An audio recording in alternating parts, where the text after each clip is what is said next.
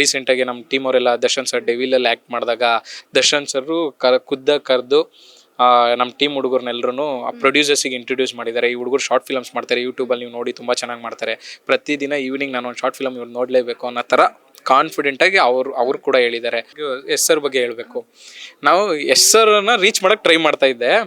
ಅಂದರೆ ಅವ್ರು ಏನು ಓವರಾಲ್ ಫ್ಯಾನ್ಸ್ ಇಂಡಿಯಾಗೆ ಪ್ರೆಸಿಡೆಂಟ್ ಇದ್ದಾರಲ್ಲ ಓವರಾಲ್ ಇದಕ್ಕೆ, ಅವ್ರು ನಮ್ಮ ಏರಿಯಾದವರು.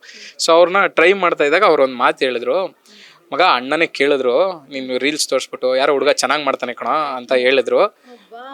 ನಿಜವಾಗ್ಲೂ ಅವ್ರು ಹೇಳಿರೋದು, ಅವ್ರು ತುಂಬ ಕ್ಲೋಸ್ ಸರ್ಕಲ್ ಒಂದು 2-3 ಇರ್ತಾರೆ, ನೀವು ನೋಡಿರ್ತೀರಾ. ಆ ಮೂರು ಜನದಲ್ಲಿ ನಮ್ಗೆ ಒಬ್ರಿಗೆ ಗೊತ್ತಿರೋರು. ಅವ್ರು ಹೇಳಿದ್ದು, ಮಗ ಇವ್ನು ಯಾರೋ ಚೆನ್ನಾಗಿ ಮಾಡ್ತಾನೆ ಕಣ ಅಂತಂತೆ. ಅವಾಗ ಅವರು ಇಲ್ಲ ಅಣ್ಣ ನಮ್ಮ ಏರಿಯಾ ನಮ್ಮ ಹುಡುಗರೇ ನಮ್ಮ ಹುಡುಗನೇ ಕರೆಸ್ತೀನಣ್ಣ ಅಂತ ಹೇಳಿದ್ದಾರೆ. ಒಂದು ಸ್ವಲ್ಪ ಅವ್ರದ್ದು ಬೇರೆ ಟಾಕ್ಸಿಕ್ ಶೂಟಿಂಗ್ ಏನೋ ನಡೀತಾ ಇದೆ, ಅದು ಮುಗ್ದಿದ ತಕ್ಷಣ 100% ಮೀಟ್ ಮಾಡಿಸ್ತಾರೆ. ನಾನು ಯಶ್ ಸರ್ ಜೊತೆ ಆ ಬೈಟ್ಸ್ ಹಾಕ್ತೀನಿ. ಏನು ಮಾತಾಡಬೇಕು ಅಂದ್ಕೊಂಡಿದ್ದೀರಾ? ಅವ್ರ ಮುಂದೆ ಮಾತಾಡೋದೇನೋ, ಅವ್ರು ನೋಡಿದ್ರೆ ಸಾಕು ಅವ್ರ ಜೊತೆ. ಯಾಕೆಂದ್ರೆ ನಾನು ಪ್ರತಿ ಇಂಟರ್ವ್ಯೂಸಲ್ಲಿ ಹೇಳ್ತೀನಿ, ಲೈಕ್ ನಾನಂತೂ ಅವ್ರನ್ನ ಸಖತ್ ಅಡ್ಮೈರ್ ಮಾಡ್ತೀನಿ. ಏನು ಇಲ್ಲದೆ ಝೀರೋಯಿಂದ ಇವತ್ತು ಅವ್ರು ಆಗಿರೋ ಲೆವೆಲ್ ಇದೆಯಲ್ಲ, ಕನ್ನಡನ ವರ್ಲ್ಡಿಗೆ ತಗೊಂಡೋಗಿದ್ದಾರೆ ಗೊತ್ತಾ. ನಾನು ಯಾವಾಗಲೂ ನನ್ನ ಟೀಮ್ ಅವ್ರಿಗೆ ಹೇಳ್ತಾ ಇರ್ತೀನಿ, Kannada cinema before Yash after Yash.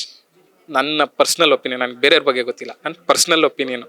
ಯಾಕೆಂದರೆ ಝೀರೋ ಕಾಂಟ್ಯಾಕ್ಟಿಂದ ಇವತ್ತು ಅಷ್ಟು ಲೆವೆಲಿಗೆ ಬೆಳೆಯೋದಿದೆಯಲ್ಲ. ಸೊ ನನಗೆ ಮೇ ಬಿ ಅವ್ರನ್ನ ನೋಡಿದ್ರೇ ನನಗೆ ಲೈಫ್ ಆಗ್ಬಿಡುತ್ತೇನೋ, ಒಂದು ಡ್ರೀಮ್ ಫುಲ್ಫಿಲ್ ಆದಂಗೆ.